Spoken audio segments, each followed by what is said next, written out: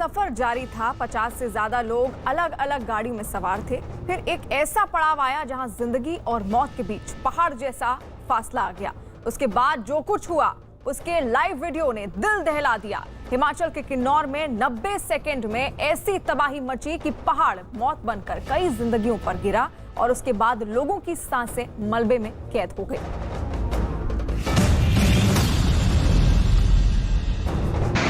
पहाड़ से गिरती मौत का यह मंजर दिल दहला देने वाला। वो देखो,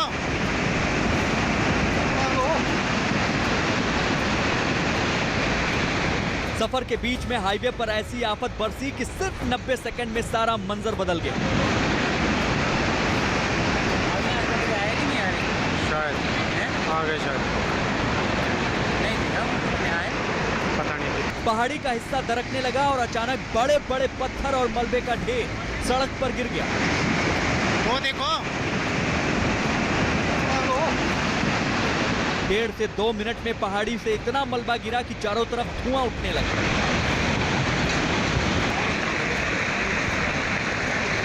वो देखो नीचे क्या हुआ, देख। जब धुआं छटा तो मालूम हुआ कि इस मलबे के नीचे बस समेत कई वाहन दब गए हैं। वो देखो, बस बची। बस को बच गया। वो पत्थर और देखो, वो देखो। ये घटना हिमाचल के किन्नौर में नेशनल हाईवे 5 पर हुई। एक पहाड़ी का कुछ हिस्सा पत्थर और मलबे की शक्ल में गिरने लगा। लोगों को लगा कि मानसून में ऐसी लैंडस्लाइड की घटनाएं होती रहती हैं, थोड़ी ही देर में मलबा गिरना बंद हो जाएगा। लेकिन ऐसा नहीं हुआ। कुछ ही देर में पहाड़ का बड़ा हिस्सा टुकड़े टुकड़े होकर सड़क पर आ गिरा। चश्मदीदों के मुताबिक हिमाचल के किन्नौर में जिस वक्त पहाड़ी का एक बड़ा हिस्सा टूटकर सड़क पर गिरा, उस वक्त सड़क के दोनों तरफ कई गाड़ियां इधर उधर जा रही थी। लेकिन जब ये पहाड़ी का हिस्सा अचानक से सड़क पर आ गिरा तो सभी गाड़ियां एक जगह पर रुक गई। सभी ने सोचा कि पहाड़ी से छोटे छोटे पत्थर के टुकड़े गिर रहे हैं, लेकिन अचानक से एक बड़ा हिस्सा टूटकर सड़क पर आ गया। किसी को इस बात का अंदाज़ा तक नहीं था। इस दौरान हिमाचल परिवहन निगम की बस के अलावा कई गाड़ियां मलबे के नीचे दब गए। सभी को लगा कि थोड़ी देर बाद लैंडस्लाइड रुक जाएगा, लेकिन ये सब इतनी तेज़ी से हुआ कि किसी को भी गाड़ी से बाहर निकलने का मौका तक नहीं मिला। आंखों के सामने पहाड़ गिरने वाला यह हादसा किन्नौर के निगुलसरी में हुआ। स्थानीय प्रशासन के मुताबिक राज्य परिवहन निगम की एक बस किन्नौर से हरिद्वार जा रही थी। उसमें करीब 40 लोग सवार थे। उस बस के ठीक पीछे करीब 6-7 गाड़ियां थी। जिस वक्त पहाड़ का बड़ा हिस्सा मलबे की शक्ल में गिरा, उस समय बस ड्राइवर गाड़ी को पीछे नहीं कर सका। बस के ठीक पीछे मौजूद बाकी गाड़ियों में भी लोग हिल नहीं सके। हादसे के फौरन बाद जिला प्रशासन, एनडीआरएफ, एसडीआरएफ समेत सीआरपीएफ और आईटीबीपी की टीमों ने मौके पर पहुंचकर रेस्क्यू ऑपरेशन चलाया। पूरी सूचना जो है, जो हमारा जो इन्फॉर्मेशन तंत्र है उसको बता दिया है और माननीय गृह मंत्री जी की तरफ से भी और हमारे जो डीजी आईटीबीपी उनकी तरफ से भी दिशा निर्देश हैं और मॉनिटरिंग कर रहे हैं हमारे डीजी खुद इस पूरे ऑपरेशन की। तो एयर सपोर्ट की आवश्यकता है तो कोई दिक्कत नहीं है, वहाँ हिमाचल सरकार से सीधे संपर्क में हैं हम लोग। घटनास्थल के दोनों ओर सड़क पर लगातार पत्थर गिरते रहे, जिसकी वजह से रेस्क्यू ऑपरेशन में टीमों को परेशानी का सामना करना पड़ा। हाईवे से मलबा हटाया गया तो उसके नीचे दबी गाड़ियां तहस नहस हो चुकी थी। पत्थर और मलबे के नीचे दबकर बस और कारें भी मलबे में तब्दील हो गई। करीबन कम से कम कुछ तो 25 बंदे तो बस में थे और वहाँ मौके पे कम से कम 40 बंदे तो हमें सारी 3-4 गाड़ियाँ, छोटी गाड़ियाँ भी लगी हुई थी, एक ट्रैक्स भी लगी हुई थी, जो कि सारी इधर की गाड़ियाँ। चश्मदीदों के मुताबिक कुछ लोग मलबा गिरने के दौरान सड़क के दोनों छोर पर लोगों को संभावित खतरे से बचाने के लिए खड़े हो गए, लेकिन कई गाड़ियां धीरे धीरे मलबे वाली जगह से निकलने की कोशिश करने लगी। इसी दौरान पहाड़ से मलबा गिरा। किन्नौर हादसे को लेकर केंद्र सरकार भी एक्शन में दिखी। हादसे के कुछ देर बाद ही प्रधानमंत्री मोदी ने हिमाचल प्रदेश के मुख्यमंत्री जयराम ठाकुर से बात की। पीएम ने ट्वीट के जरिए बताया, रेस्क्यू ऑपरेशन से जुड़ी हर तरह की मदद उपलब्ध कराई जा रही है। गृह मंत्री अमित शाह ने भी ट्वीट के जरिए बताया कि आईटीबीपी की टीमें रेस्क्यू में जुटी हैं। लोगों की जान बचाने के लिए मौके पर मेडिकल उपचार समेत अस्पतालों में बेहतर इलाज के निर्देश दिए गए हैं। यह हादसा ऐसी जगह पर हुआ जहां हाईवे के ठीक बराबर में बेहद गहरी खाई थी और पास में सतलुज नदी बह रही है। इसलिए हादसे के बाद किसी भी गाड़ी को जल्दी से मोड़ना मुमकिन नहीं था। किन्नौर में हुए हादसे में अब तक 10 लोगों की मौत की पुष्टि हो गई है और 14 लोगों को घायल अवस्था में रेस्क्यू करके अस्पतालों में भर्ती कराया गया है। मलबे में दबे लोगों को बचाने का काम उस वक्त काफी मुश्किल हो जाता है जब रेस्क्यू के दौरान पहाड़ से पत्थर गिरने लगते हैं, इसलिए बहुत संभल कर पत्थरों को हटाया जा रहा है। उत्तर प्रदेश के 15 जिलों में बाढ़ ने कहर मचा कर रख दिया है। वाराणसी में गंगा इतनी उफान पर आ गई है कि बीएचयू की सड़क पर भी अब नाव चल रही है। वाराणसी में शहर के कई इलाकों में बाढ़ का पानी घुस गया है। वाराणसी के कई मोहल्ले गंगा के पानी में डूबे हुए हैं और इसी तरह के हालात प्रयागराज में भी बने हुए हैं। बाढ़ के पानी में प्रयागराज के कई मोहल्ले घिरे हैं। लोगों के पास न खाने के लिए खाना है और न पीने के लिए पानी है। कई रिहायशी इलाकों में दूर दूर तक सिर्फ पानी ही पानी दिखाई देता है। ये तस्वीरें वाराणसी की है। गंगा किनारे के शहर में पतित पावनी गंगा खुद उतर आई है। वाराणसी के गली मोहल्ले सब डूबे डूबे से। सड़कों पर नाव है और रोजाना सड़क पर चलने वाले अभ्यास के सहारे कुछ ऑटो सहित दूसरे वाहन भी। गंगा का घाटों और घाटों से सटे मोहल्लों में उतर आना तो वाराणसी में हर साल होता है, लेकिन इस बार बनारस वाले कह रहे हैं कि गंगा के उफान ने सारे रिकॉर्ड ध्वस्त कर दिए। ये सड़क बीएचयू ट्रॉमा सेंटर को जाती है। यहाँ तक गंगा का पानी कभी कभार ही आता था, लेकिन इस बार ये सड़क भी गंगा की बाढ़ में समा गई है। कब से पानी आ गया? कभी यहाँ पर तो पानी नहीं आता था गंगा। नहीं सर, कभी नहीं आता था। ये रात से पानी बढ़ा है सर। अच्छा जी, खाने पीने की भी आफत हो गया है सर। ऐसे हालात में भी गंगा का बढ़ाव जारी है तो मुश्किलें बढ़ने की आशंका है। बुधवार सुबह 7 बजे तक गंगा का जलस्तर 72.01 मीटर दर्ज किया गया। अभी भी गंगा 1 सेंटीमीटर प्रति घंटे की रफ्तार से उफन रही है। काशी में गंगा और बरुआ दोनों ने रौद्र रूप धारण कर लोगों के घर तबाह कर दिए हैं। वाराणसी के रिहायशी इलाकों में गंगा का पानी बढ़ने लगा है। रिहायशी इलाकों में लोग घर छोड़कर जाने को मजबूर हो रहे हैं। बीते 2 दिनों में काशी के अलग अलग मोहल्लों से लोगों का पलायन जारी है। कहा जा रहा है आने वाले दिनों में गंगा का जलस्तर और भी बढ़ेगा, जिससे लोग डरे हुए हैं। अपने घर को छोड़ने का दर्द इस महिला के आंसुओं से छलक रहा है।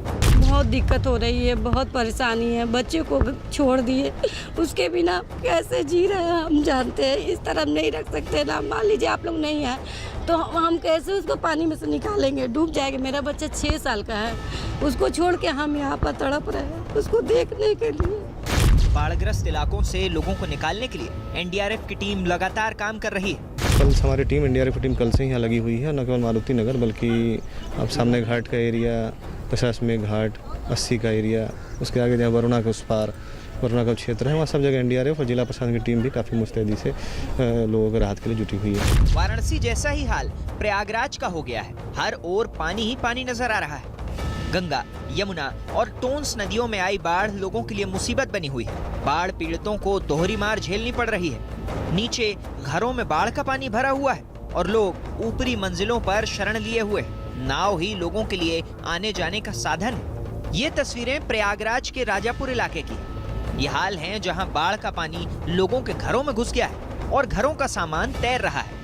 जो बच सका उसको लेकर लोग ऊपरी मंजिल पर अपना आशियाना बनाकर बैठे हैं। लोगों को खाने पीने की चीजें रस्सी के सहारे पहुंचाई जा रही हैं। प्रयागराज के राजापुर, करेली, छोटा बघाड़ा, दारागंज के निचले इलाके पूरी तरह पानी में जलमग्न हो चुके हैं। रोज आना जाना हो रहा नाव से, पानी बढ़ता चला जा रहा है, कम होने का नाम ही नहीं है।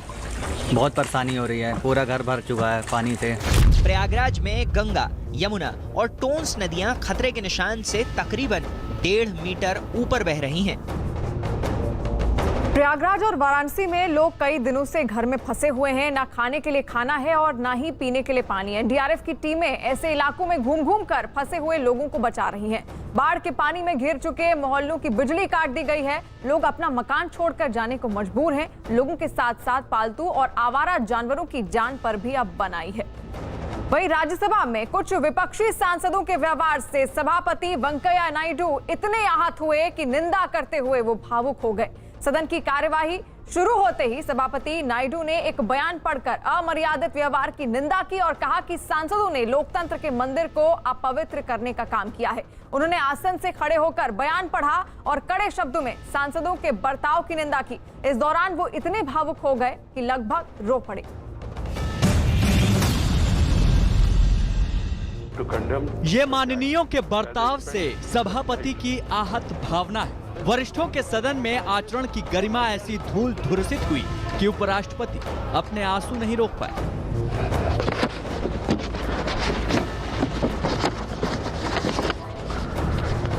सभापति वेंकैया नायडू ने कहा कि सदन के माननीय सदस्यों के व्यवहार ने संसदीय मर्यादा को तार तार कर दिया है, लोकतंत्र के मंदिर के गर्भगृह को अपवित्र कर दिया है। I am distressed by the way this sacredness was destroyed yesterday when some members sat on the table, some others climbed on the table of the house, perhaps to be more visible in such acts of sacrilege. I have no words to convey my anguish and to condemn such acts as I spent a sleepless night.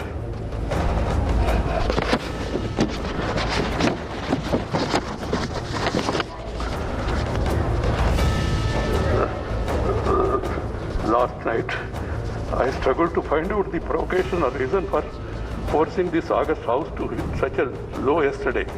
इधर आसन से सभापति अपनी पीड़ा सदन के सामने रख रहे थे और उसी दौरान सभापति के संबोधन को दरकिनार कर सदन में विपक्ष के सदस्य हंगामा करने लगे।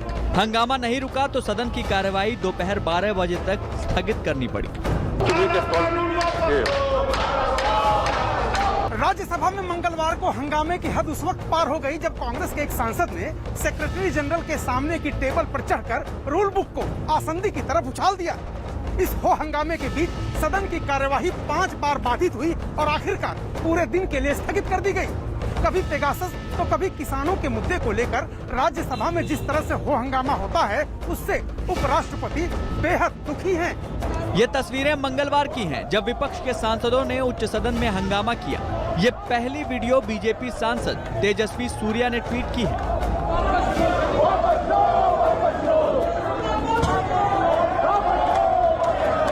तेजस्वी सूर्या ने ट्वीट करते हुए लिखा कि जो पार्टी खुद को भारत की ग्रैंड ओल्ड पार्टी कहती है उसका ऐसा असंसदीय बर्ताव।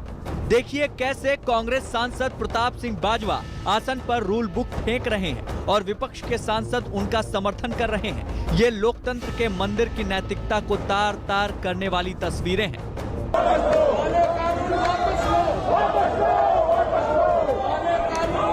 सदन में हंगामा होने का ये वीडियो केंद्रीय मंत्री मुख्तार अब्बास नकवी ने ट्वीट किया है। उन्होंने ट्विटर पर लिखा कि भैया यहाँ कौन सी पापड़ी चाट बना रहे हो। लोकतंत्र के मंदिर में इस शर्मनाक हरकत पर जरा भी शर्मिंदगी नहीं है आप लोगों को। देखो ओ बेईमानों, तुम ये काम न करो, किसानों का नाम बदनाम न करो। मंगलवार को कांग्रेस सांसद प्रताप सिंह बाजवा राज्यसभा में मेज पर खड़े होकर रूल बुक फेंक देते हैं। वहीं आप सांसद संजय सिंह ने जमीन पर बैठकर खूब नारेबाजी की थी। इसी असंसदीय बर्ताव से सभापति वेंकैया नायडू इतने आहत हुए कि उनके आंसू छलक पड़े।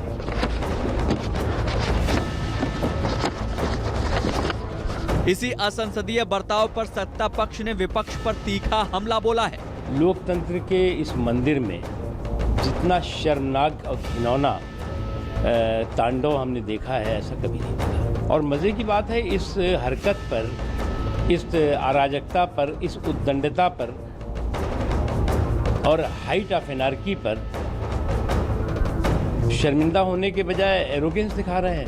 पहले मंत्री जी का बयान फाड़ देना एक दिन और फिर कल टेबल पर चढ़ के पीठ के ऊपर यानी कि राज्यसभा के अध्यक्ष की चेयर के ऊपर वो फाइल फेंक देना अपने आप में शर्मसार करने वाला है। विपक्षी सांसदों का कहना है कि जो हुआ वो उचित नहीं, लेकिन जो हुआ वो सरकार के अहंकार के कारण हुआ। जो हुआ वो कतई उचित नहीं था, लेकिन जो हो रहा है हमारे किसानों के साथ वो कतई ग्राह्य है। कृषि मंत्री क्या कहना चाहते हैं कि हम लोग मूक दर्शक बन के पार्लियामेंट में सारी इनकी तानाशाही को झेलते रहें, बर्दाश्त करते रहें और किसानों के हक में आवाज उठाने का हमें कोई राइट नहीं है? क्या कहना चाहते हैं? उनको तो शर्म आनी चाहिए कि अब तक 8 महीने तक देश का अन्नदाता किसान सड़कों पर बैठा हुआ है, मोदी जी कान में रुई डाल के घूम रहे हैं। हम तो कानून को रिपील करने की बात कर रहे हैं। लॉज को रिपील करना, 3 काले कानून जो है वो हमारे किसानों के हित में नहीं है। किसान आंदोलन पेगासस का मुद्दा ही इस हंगामे का आधार बना, लेकिन सच तो यही है कि सदन के भीतर जो हुआ वो भी असंसदीय हुआ। मंगलवार को राज्यसभा की कार्यवाही हंगामे के कारण दोपहर 2 बजे से पहले 2 बार और 2 बजे के बाद 3 बार बाधित हुई। हंगामे के चलते उच्च सदन में शून्यकाल नहीं हो पाया, प्रश्नकाल बहुत छोटा रहा। मॉनसून सत्र में सरकार की मंशा कई अहम बिल पारित कराने की थी, लेकिन पेगासस और किसान आंदोलन के मुद्दे पर मॉनसून सत्र पूरी तरह धुल गया। प्रधानमंत्री नरेंद्र मोदी ने कहा कि भारत सरकार राष्ट्रहित के लिए कोई भी कदम उठाने को तैयार है। आज की सरकार पहले वाली सरकारों की तरह नहीं है जो अपने राष्ट्रहित से पहले अपना राजनीतिक हित देखती थी। प्रधानमंत्री ने ये बात CII यानी कि कन्फेडरेशन ऑफ इंडियन इंडस्ट्री की सालाना बैठक में अपनी बात रखते हुए कही।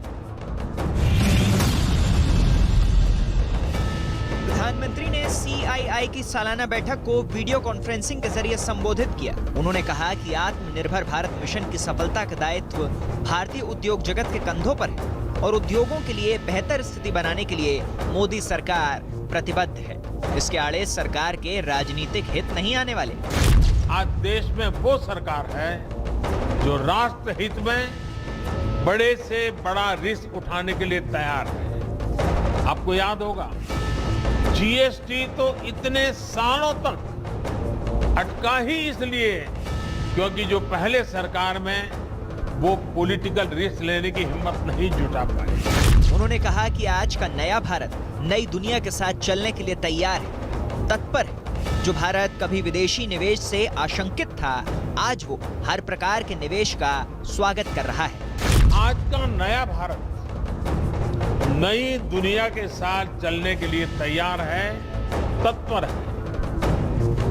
जो भारत कभी विदेशी निवेश से आशंकित था, आज वो हर प्रकार के निवेश का स्वागत कर रहा है। जिस भारत में दस्तावेजों में, कागजों में, कानूनों में उलझाना ब्यूरोक्रेसी की पहचान माना जाता था, वहीं आज ease of doing business rank में बड़ी छलांग लगा रहा है। जहां सालों तक श्रमिकों को, उद्योगों को सैकड़ों कानूनों के जाल में उलझाए रखा गया, वहीं आज दर्जनों श्रम कानून 4 लेबर कोड्स में समा चुके हैं।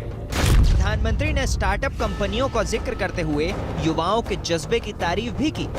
युवाओं की तारीफ करते हुए प्रधानमंत्री मोदी ने कहा कि जब आज भारत के युवा मैदान में उतरते हैं तो उनमें वो हिचक नहीं होती, वो मेहनत करना चाहते हैं, वो रिस्क लेना चाहते हैं और वो नतीजे लाना चाहते हैं, और ये भाव उनके चेहरे पर साफ तौर पर देखा जा सकता है। इसका उदाहरण देने के लिए उन्होंने भारतीय स्टार्टअप कंपनियों के साथ साथ ओलंपिक्स में भारत के प्रदर्शन का जिक्र भी किया। पीएम ने कहा कि आज देशवासियों की भावना स्वदेशी कंपनियों के साथ है, जिससे भारतीय उद्योग को बढ़त का अच्छा मौका मिल रहा है। आज स्थिति तेजी से बदल रही है। आज देशवासियों की भावना भारत में बने प्रोडक्ट्स के साथ है। कंपनी भारतीय हो ये जरूरी नहीं, लेकिन आज हर भारतीय भारत में बने प्रोडक्ट्स को अपनाना चाहता है। मोदी ने कहा कि मेक इन इंडिया के साथ साथ एक्सपोर्ट और रोजगार को गति देने के लिए सरकार ने प्रभावी PLI स्कीम भी शुरू की है। प्रधानमंत्री ने उद्योगपतियों को संबोधित करते हुए कहा कि आत्मनिर्भर भारत के लिए रिसर्च एंड डेवलपमेंट पर हमें अपना निवेश बढ़ाना होगा। ये सिर्फ सरकारी क्षेत्र में ही नहीं बल्कि प्राइवेट इंडस्ट्री को भी करना होगा। और प्रधानमंत्री ने कहा कि वो उद्योग जगत की हर समस्या सुलझाने के लिए और सुझाव सुनने के लिए हर वक्त उपलब्ध रहे हैं और आगे भी रहेंगे। वहीं प्रधानमंत्री नरेंद्र मोदी ने देश के लोगों से उनके मन की बात पूछी। देश में 5 राज्यों में अगले साल की शुरुआत में चुनाव होने वाले हैं। इससे ठीक पहले पीएम मोदी ने इन राज्यों के लोगों से विधायकों का फीडबैक मांगा है। इस सर्वे में कई सवाल पूछे हैं, जिसके जरिए उन्होंने ये जानने की भी कोशिश की है कि लोगों का वोट किस मुद्दे पर तय होता है। माना जा रहा है कि कई सवालों के जरिए मोदी सरकार वोटरों का मूड समझने की कोशिश कर रही है।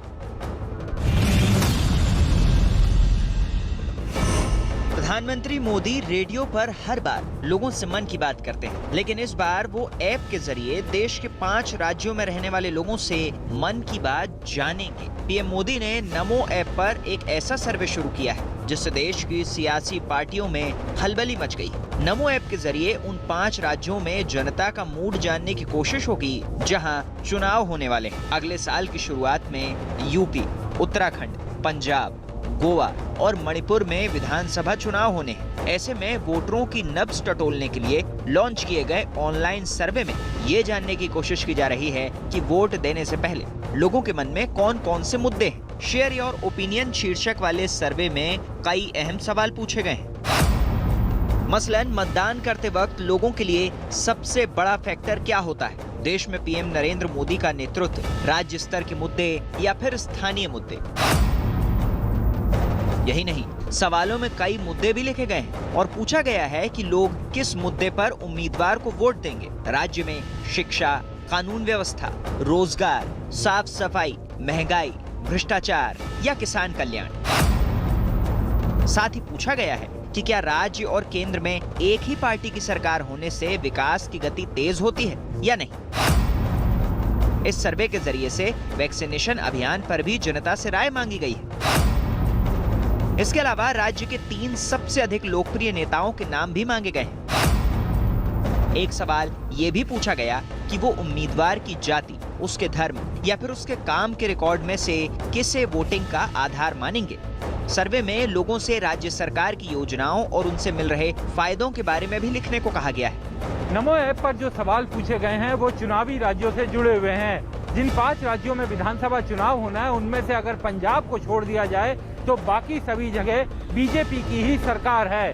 सर्वे में राम मंदिर और कानून व्यवस्था जैसे मुद्दों पर भी जनता की राय मांगी गई है, जो उत्तर प्रदेश विधानसभा चुनाव में महत्वपूर्ण मुद्दे बन सकते हैं। इसके अलावा उम्मीदवारों के चयन में भी इस सर्वे में पूछे गए सवालों से असर पड़ सकता है, क्योंकि विधायकों और सरकार के कामकाज के बारे में भी सर्वे में सवाल पूछे गए हैं। इस सर्वे में लोगों से ये भी पूछा गया है कि क्या पिछले 4 सालों में उनके राज्यों की सरकारों में काम करने का तरीका सुधरा है या फिर नहीं। साथ ही जिन राज्यों में गठबंधन वाली सरकार है वहां के लोगों से पूछा गया है कि डबल इंजन की सरकार से उनके राज्य को फायदा हुआ है या नहीं। मोदी सरकार के नमो ऐप के जरिए लोगों से फीडबैक लेने का प्लान सामने आया तो इस पर सियासत भी शुरू हो गई। कांग्रेस ने भी ऐप नहीं बल्कि मैप के जरिए लोगों तक पहुंचने का तरीका तलाश लिया। मैं आदरणीय प्रधानमंत्री जी अपने अलग अलग प्लेटफॉर्म के माध्यम से डायरेक्ट भी करते हैं और